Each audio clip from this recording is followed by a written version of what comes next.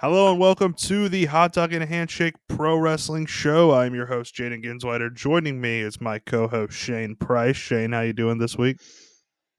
I'm doing great. I got this really sweet Volcano shirt at an event from a local vendor. It's so cool. Uh, Nice. uh, For this week's Collar and Elbow, Shane, last night at Monday Night Raw, Cam Scattaboo of the New York Giants was in attendance. So I want you to tell me, who is Cam Scattaboo's professional wrestling comp? Juice Robinson. That's a good one. That's a great one. I was also thinking there's some Ilya Dragunov there, I think, with just a lack of concern for his own safety. Anybody that does a headbutt in general. Yeah. So I think Juice is a great one. I was also thinking maybe, I think it was Matilda. Was that the name of the bulldog, the actual bulldog from the British Bulldogs? Yeah, it was Matilda. That was another one I was thinking of. So yeah, there's that. Outside the ring news, we had two big returns in WWE this week as part of the Last Time Is Now tournament, both losing. What did you think of Zack Ryder and Dolph Ziggler returning? My God, the Zack Ryder one was.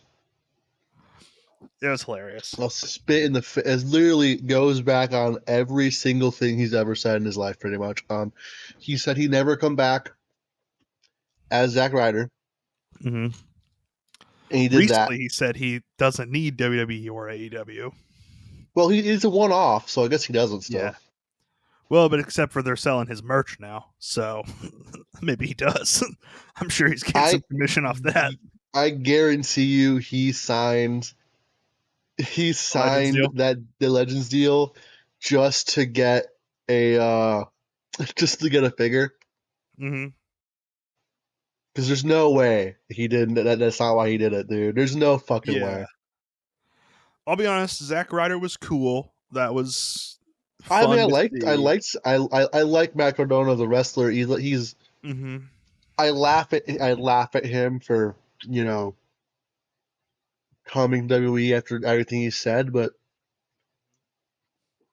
in the end, he's still a marquee indie guy, and he's really been leading the indie scene for the past 4 years. Mm-hmm. And he lost to LA Knight, which is fine. I'm not going to complain about that. That's really what it's not a big deal to me. And like I said, the Zack Ryder one was cool, but man, the Dolph Ziggler one moved me, man. The Dolph Ziggler one, here to show the world, the showstopper back, like that one, that almost got me to watch Raw. Like that almost got me to just go and watch that. Because it was something. I've never been a big Dolph guy. Yeah. There's something about his passion and his excitement as a character that I've always latched onto. He's just through and through entertaining. Everything he does is to the letter entertaining, and I've always loved that about him. So I wish he would have actually won. Like, it would have been nice to see one of these guys actually move on to the second round of the tournament. Like, we all know Gunther's going to win, but it would have been cool to see Ziggler beat Sikoa and get a second appearance. But I really should have watched. I should have watched Raw because there was the Ty Dillinger 10 of the week for me was on Raw, which I know is Maxine Dupree versus Becky Lynch. No. New Women's Intercontinental Champ, by the way. I don't care. For some reason in my TEW save, hold on, I'm gonna pull it up really fast. In my TEW save, she's like one of the top 15 most popular in the world. Yeah, dude, she's electric. What if it would have been announced ahead of time? My Ty Dillinger 10 of the week would have been Cena, Ray, and Sheamus versus the Judgment Day. That's the other thing. And I almost if you told me Cam Scattaboo would be in it, that'd be my 11. Exactly, yeah. Except for then that Schultz guy being there brings it back down to like an 8. Good point. Good point.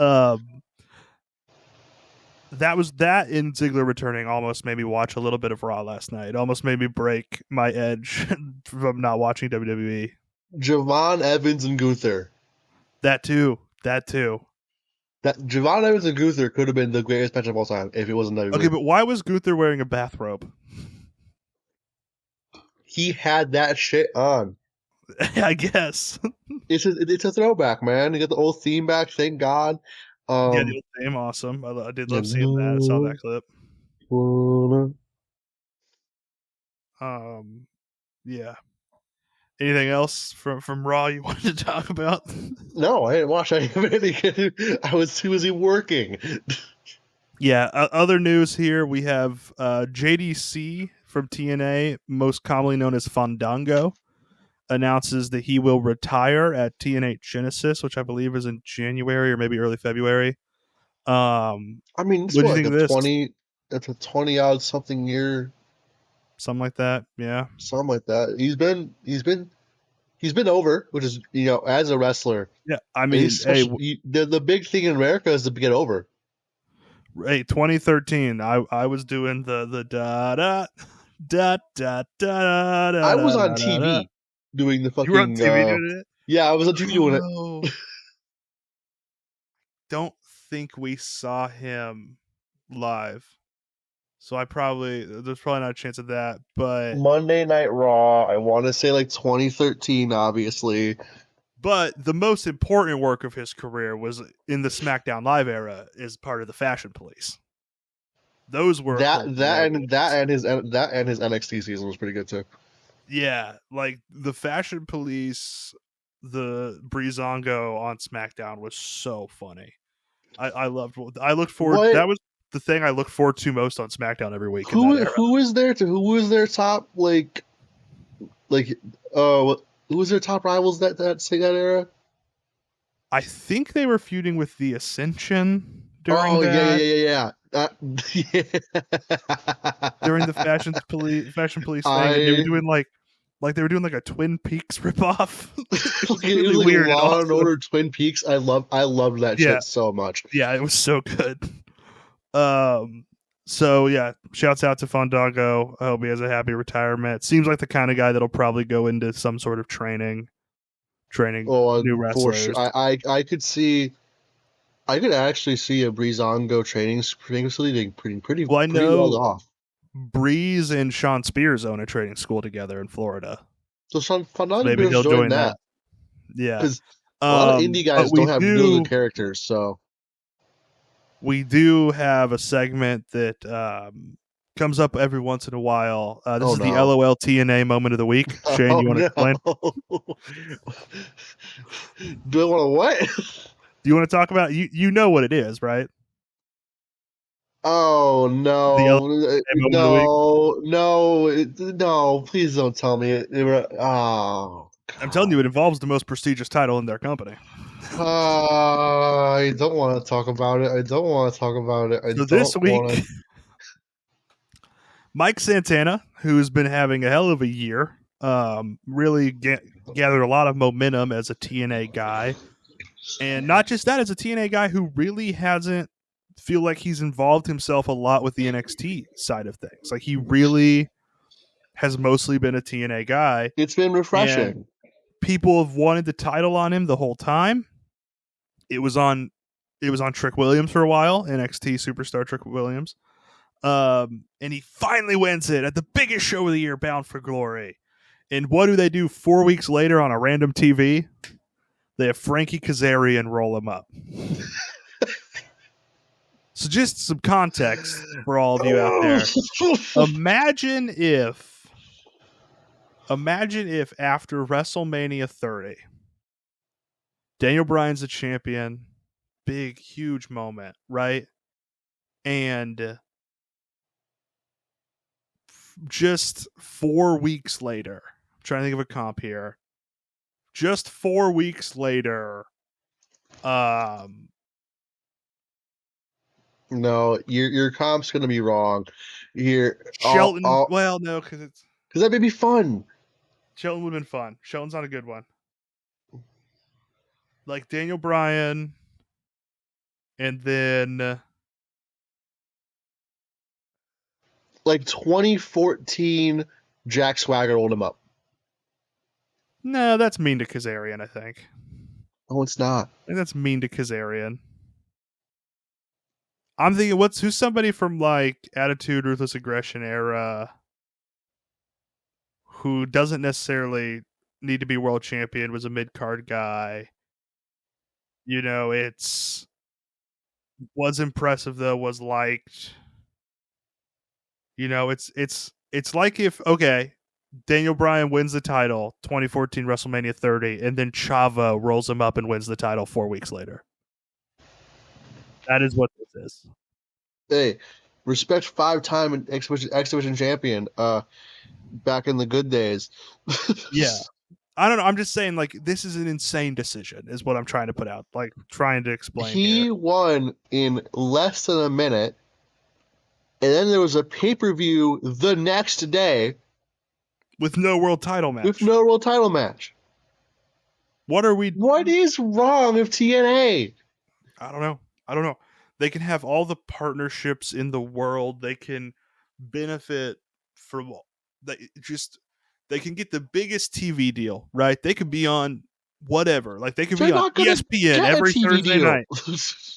And they would put on the most baffling wrestling show ever, every single time.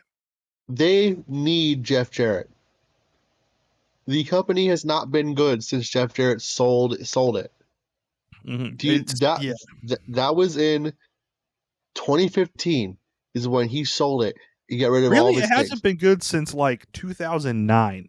No, there was some fun stuff. There was some fun stuff in the beginning, like the 2010s. Well, there's been some fun stuff since Jeff Jarrett sold it too. Like the Rich Swann thing was fun. You know, there was some.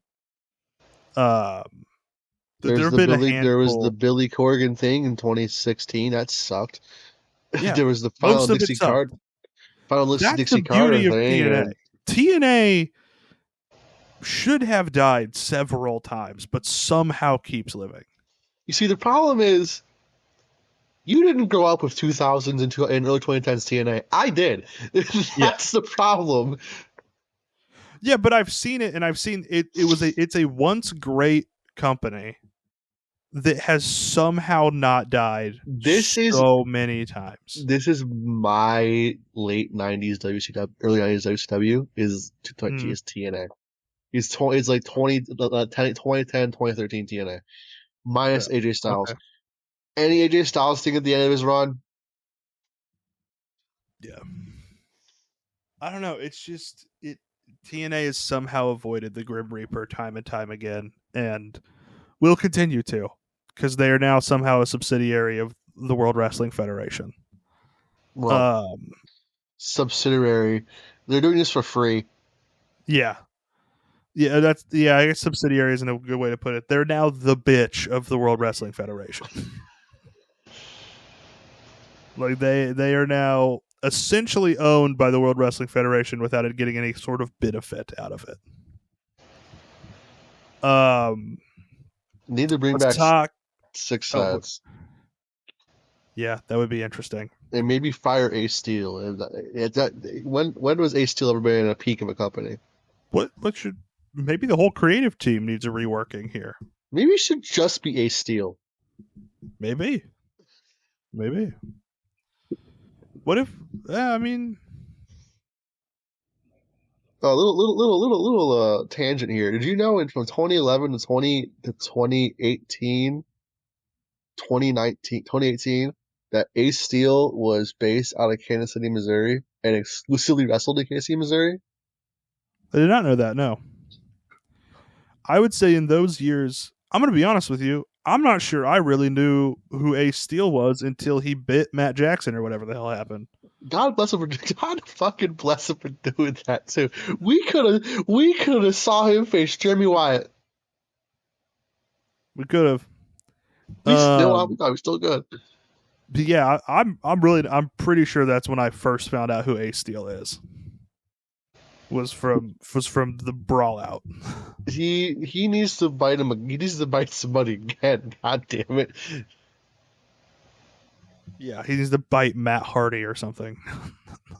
I wouldn't bite Matt Hardy. You might get like some Yeah, you Hardy might get juice on you.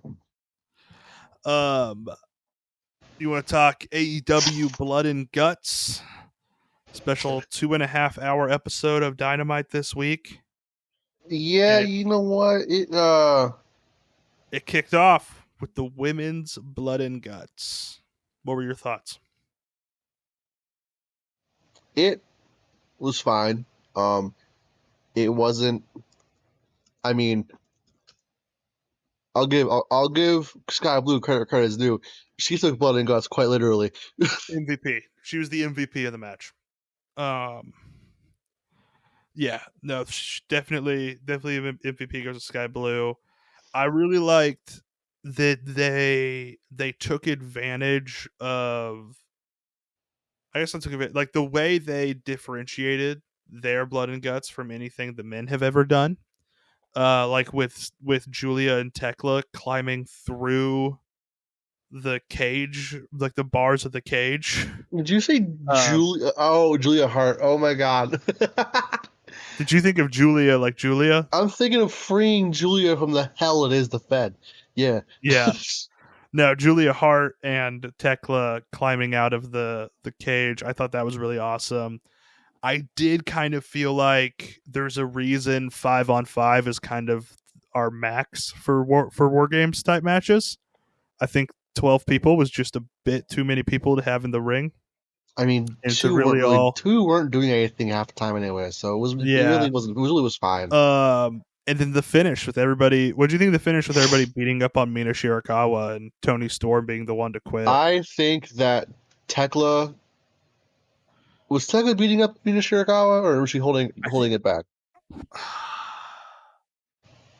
I think Tekla was the one holding Tony back, Can I just and like say everybody else was beating up on Mina Shirakawa. that this is very extremely a thing that they do not have to do because this is not in their company at all. But I would have liked to have seen Tekla beat the shit out of Mina Shirakawa to continue the gimmick she had at the end of her run in Stardom of the Mm-hmm. idol killer, just like people like Mina who aren't like her, just are beauty first, just Yeah,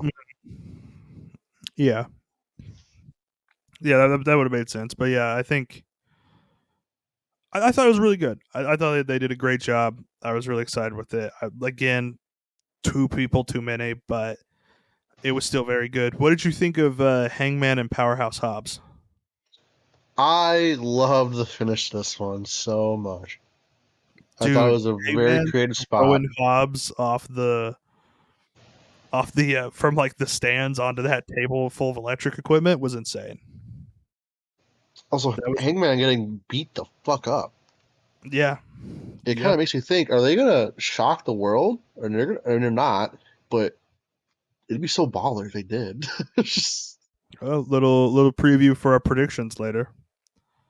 And then the face team, led by MVP Kyle O'Reilly, wins the men's Blood and Guts. What'd you think of that match? I think, especially after having the bad team lose in here, I think it was the right option. However, I would have a million times would have preferred to see Maria Shafir in this Blood and Guts over the women's Yeah, one. yeah. I think You can quite easily replace Pac too. He's not really a Death Fighter to me. mhm. I think he's been out too long, Tony Khan has been dabbling with the idea of intergender wrestling on his and he national TV won't show. do it because he's scared. I think he's slow baby steps. I think we're baby steps with this. We're gonna have to slowly build there. Um, so I don't think we're quite ready for that yet. That would have been a big jump, but I did really like the lineups in this. I liked the story of Mark Briscoe getting beat up by the Don Callis family, so Roderick had to go in early, and it kind of messed up the babyface's whole plan. But in the end, they were able to stiff it out, and Kyle O'Reilly is John Moxley's kryptonite. John Moxley just cannot beat Kyle O'Reilly. I want them to do a one-on-one match against each other because That'd be great. a no DQ. Last John man Moxley standing, is something. tired of not beating Kyle O'Reilly. He wants to do this. Yeah, Texas Death Match, whatever. And it also marks the third time in his last 3 major matches that John Moxley has quit. He tapped the Hangman. He's a quitter. I quit against Darby, and he quit in the cage. He tapped in the cage. So, what are we thinking here with Mox, and where do you think this is going? Do you think he loses control of the Death Riders? I think he does. I don't think it's going to happen at Full Gear. I think it's going to happen at World's End. Ooh, I'll be there for that. I'll be sick. That'll be sick. Let's go. Do you think Claudio takes the reins? Oh, absolutely. And I would like to see Claudio take the reins, and I would like to see him run it more similarly to Gunther with Imperium, like the original Imperium in NXT UK. And I don't know much about Ring Comp, but I know the original Imperium kind of, it's almost like a militaristic stable of wrestling heels that are just going to tear you apart.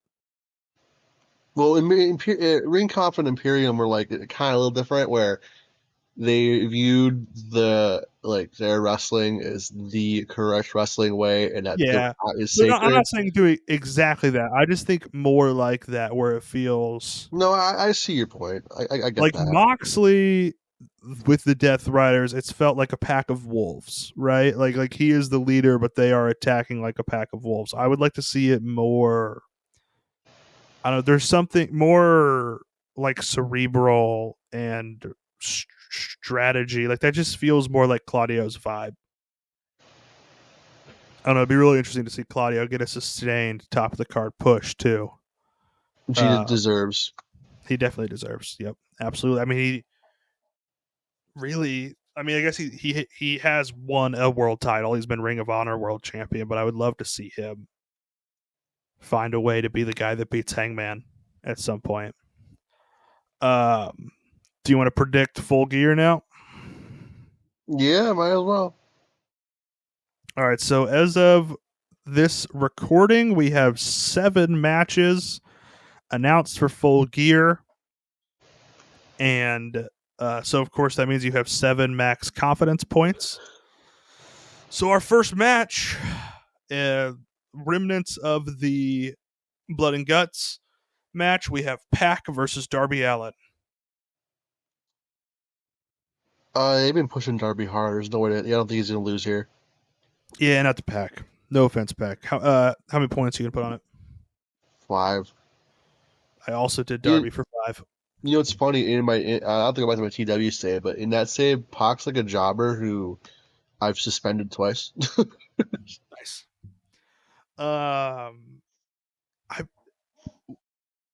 How do we end the Darby Death Rider? Does it have to end with someone seizing control of the Death Riders from Moxley and kind of turn into a different thing that leaves Darby behind to do something else?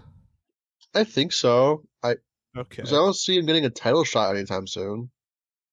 Yeah, I could see Darby being in the Continental Classic. Yeah. That's what Darby goes off to focus on, and the Death Riders kind of fall apart into Civil War or whatever. I don't know. We'll see. Next, we have the $1 million 6-man tag.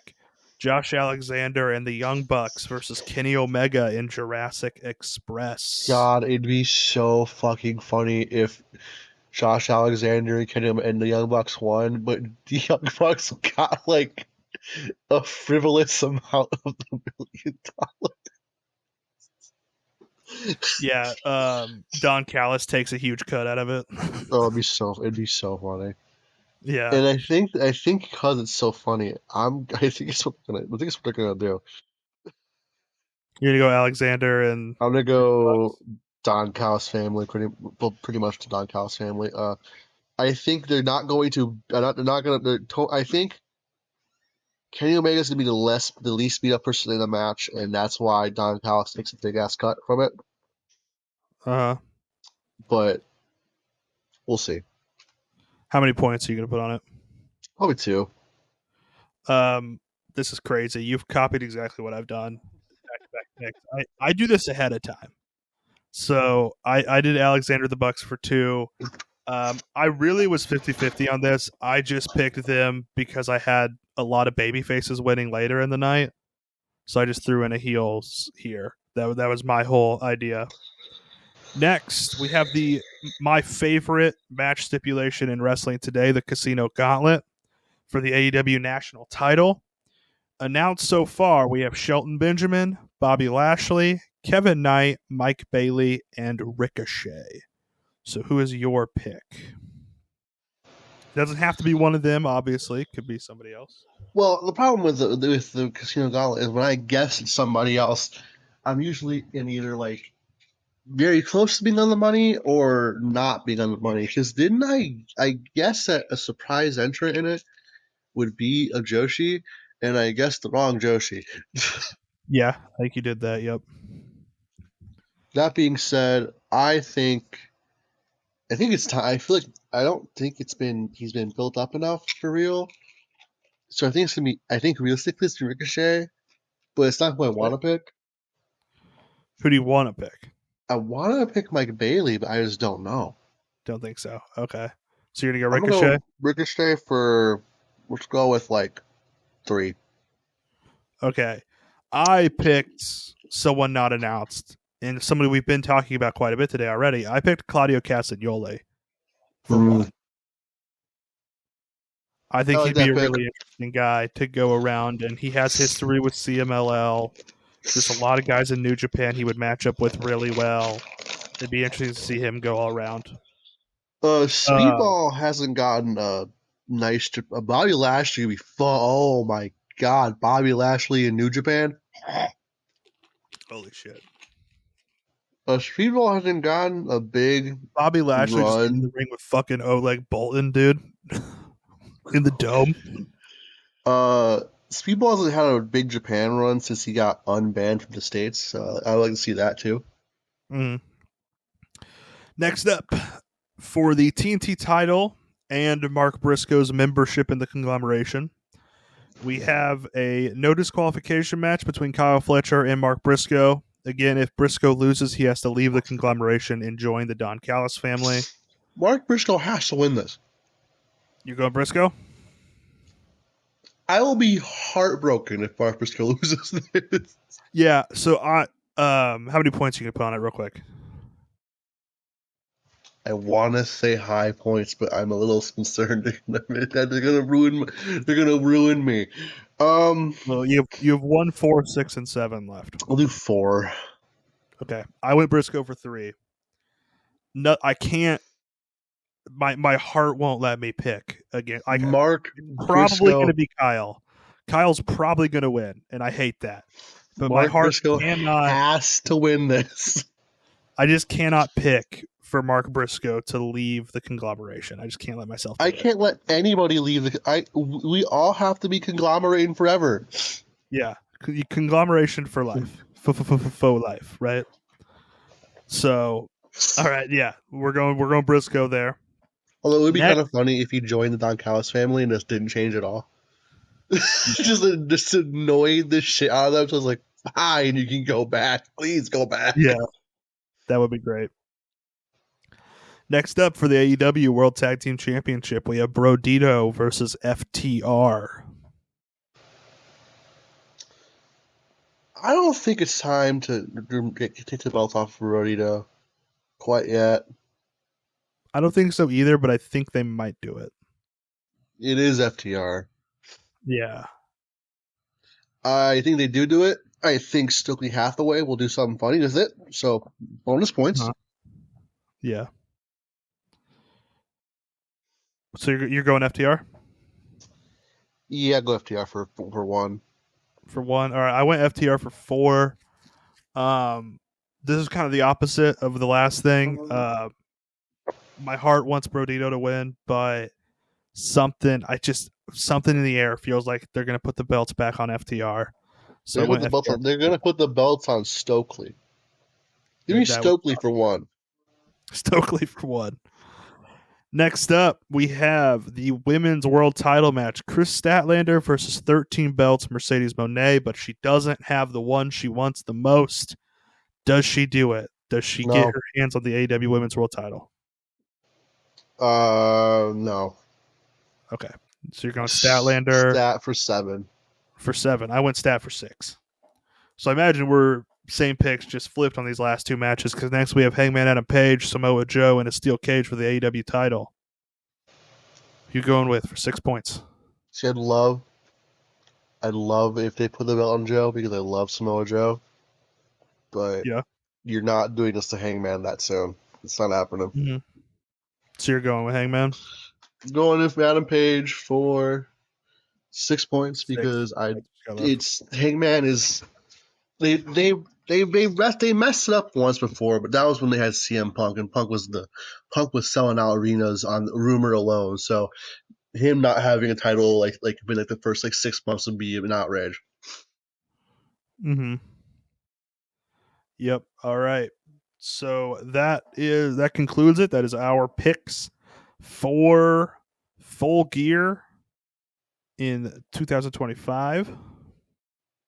As we continue here, let me get my notes back up. Oh, tape up the light tubes, take the door off its hinges. It's time for Shane's GCW corner. That fucking Gail Kim is going to be at the fan show. What? I know. Gail Kim, who thinks deathmatch wrestling is a disgrace and went on a whole week-long Twitter tirade about it. Mm-hmm. That's crazy, dude. Yeah, no, she'll be there. Unfortunately, I did not get tickets to the deathmatch show in Chicago. Because it sold out in negative 30 minutes. I knew it would be tough. I knew that Patreon people are gonna get in the front row instantly. That building holds 150 on a good night. Mm-hmm. So I'm not shocked. I'm disappointed, but I'm not surprised. Mm-hmm. Dream On is coming up in this weekend in the mall. Yep. Exciting is that there'll be a GCW title match between Effie and the winner of Atticus Cogar and Charles Mason. Do you think they drop a title off of Effie here? I mean, he's had a good run. It's been most of the year. Dropping the title be coming any time now. They're not going to do it with Mason. It's not happening with Mason.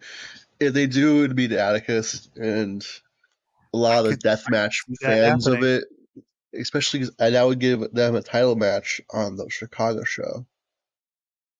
Yeah, I think it's what's going to happen. Effie's going to lose the belt here, I think.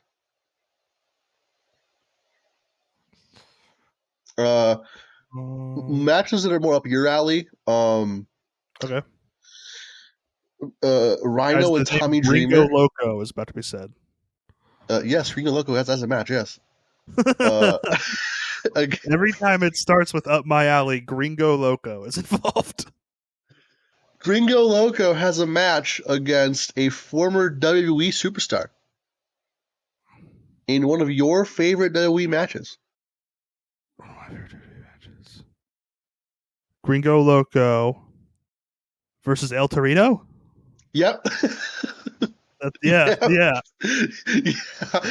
Listen, I thought I saw it, he's Masquerita Sagrada or Masquerita Dorada, yeah.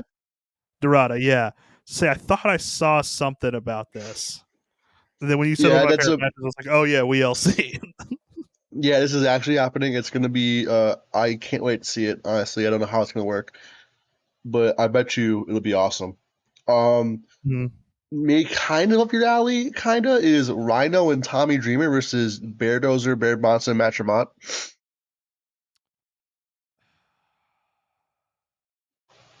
That would have been up my alley if it was the 2005 versions of those, or anytime 2000 to 2005 of those first two guys. and then the current version of the second two guys.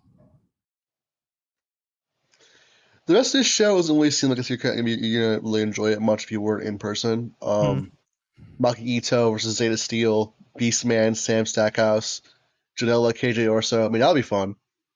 That'd be pretty good. And then there's Anything else? the JCW show the next day that actually looks hell of a lot better than Dream On does. No offense to Dream On. Carl Fredericks is returning to the ring. He's taking on Joshua Bishop. That's like Gunn's favorite wrestler of all time. Maki Ito, Queen Aminata. Kenzie Page and Kylie Lex versus Nixie XS, who we saw manage in a country bar. Yep. Two bald fucks, which is Bam Sullivan and Matt Tremont, Josh Woods versus Josh Woods and Matt Mako versus Bounce Forever versus Top Team Jay Lucas Teriyaki for the number one contendership title to face YDMP. Thomas Shire versus Mad Dog Connolly.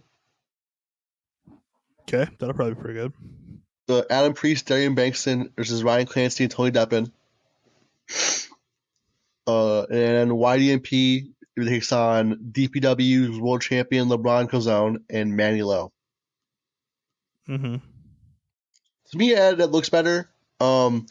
I like seeing two top DPW names kind of being saved from DPW into GCW's fold. Yeah. Unfortunately, I think Bounce Forever is going to win the tag titles again. Yeah. Just random thing I saw here. Did you see WWE made merch for Gunther that says "Me performing for you is like reading Shakespeare to a dog"? They just Shut stole the Zack Sabre fuck up. Jr.'s quote. Shut the fuck up. I'm not kidding. If you're not going to give me Gunther versus ZSJ, don't make that shirt. Yeah. However, if you do make that match, give me that shirt.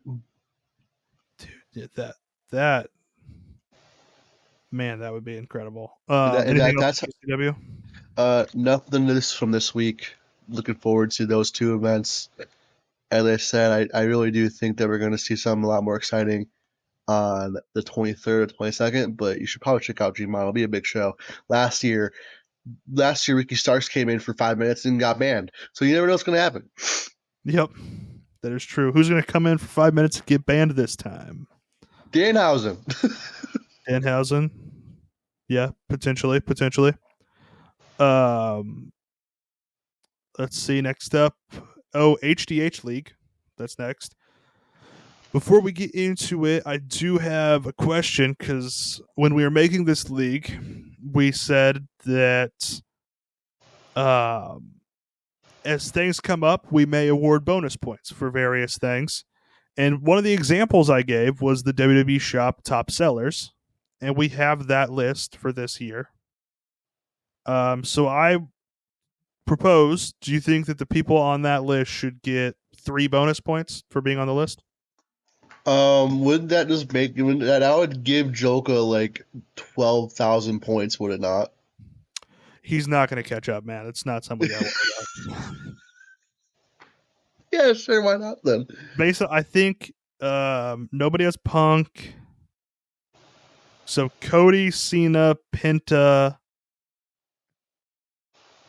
I think that's it. I think those are the only people rostered that are on this list. And they're all on Joka's team, aren't they?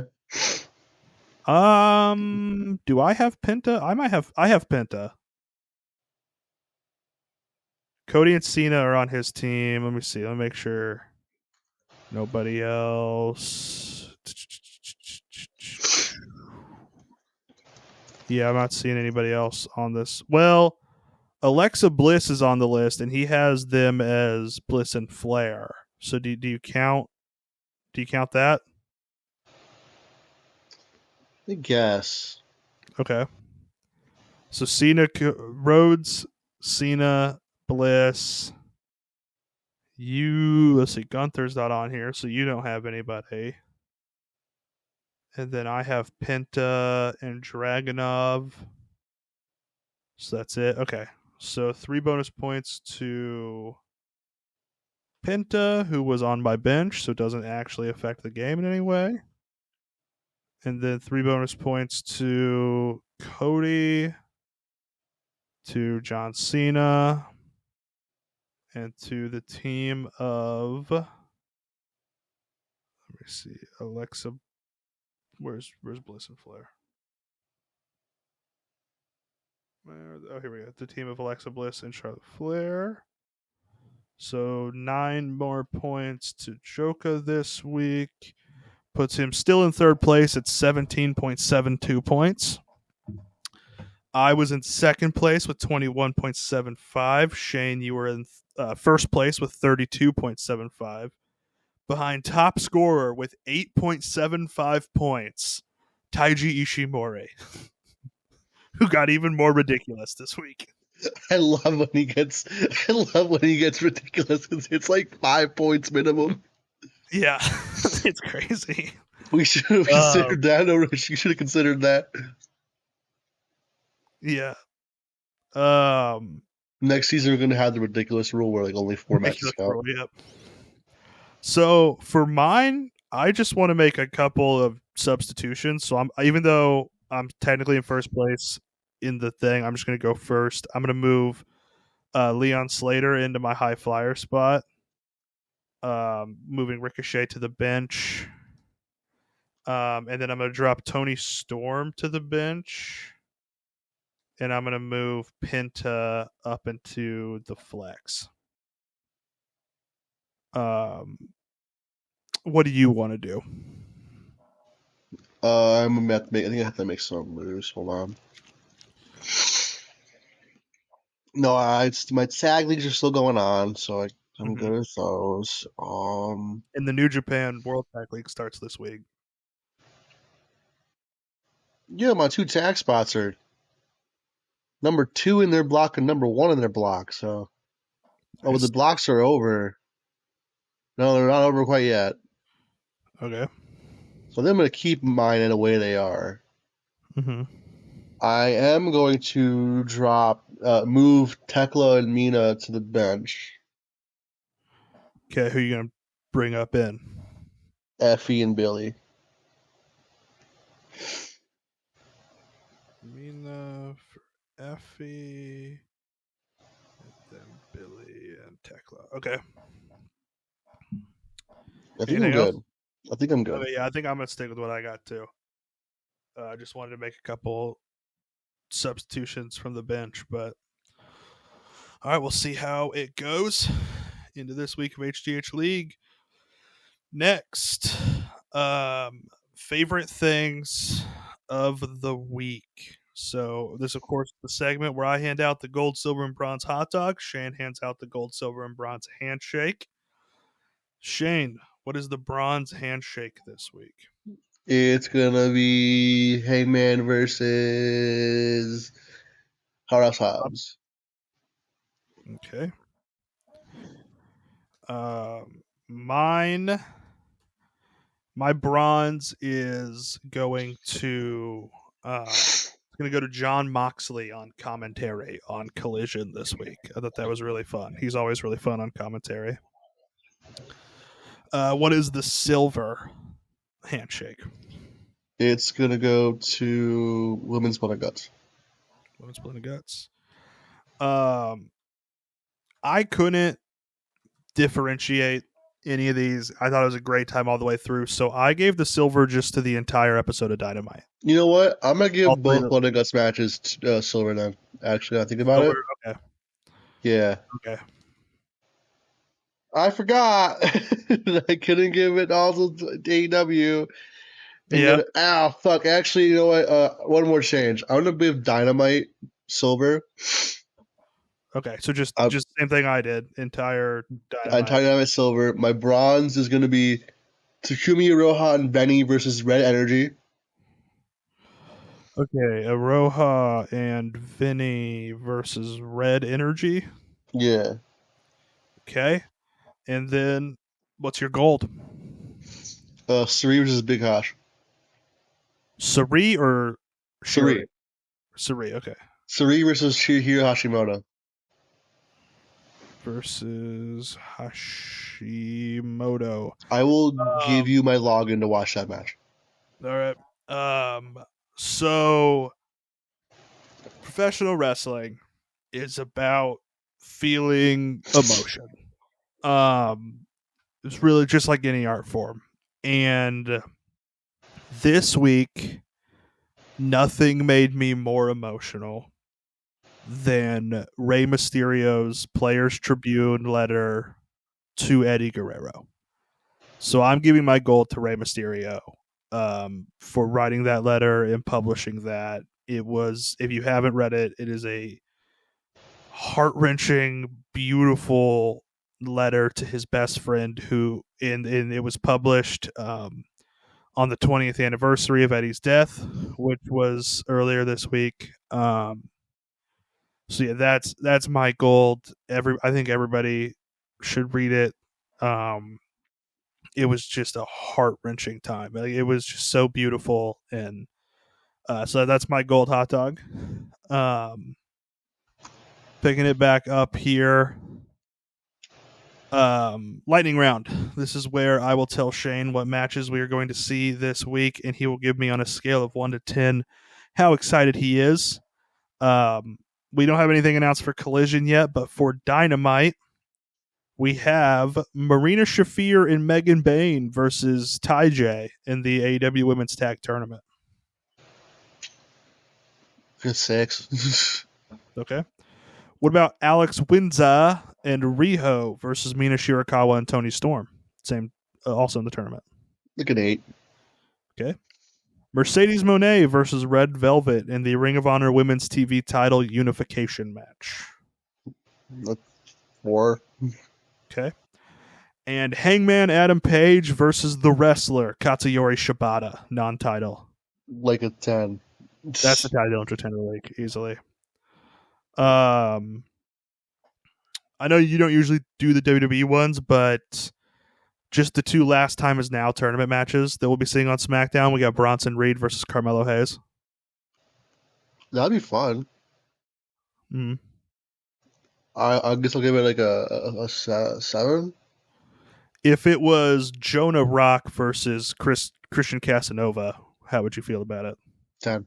I loved Jonah's last New Japan run, and while I think Mello has really developed in WWE, his run as Casanova was still pretty fun. Mm-hmm. What about Finn Balor versus Penta? If that was Prince Devitt versus Pentagon Jr., that'd be the easiest 10 of my life. But since it's not, I'll give it like a 6.5. It's gonna be fun, but who do you think? I think Mello wins, right? He has to go sort of far in this tournament.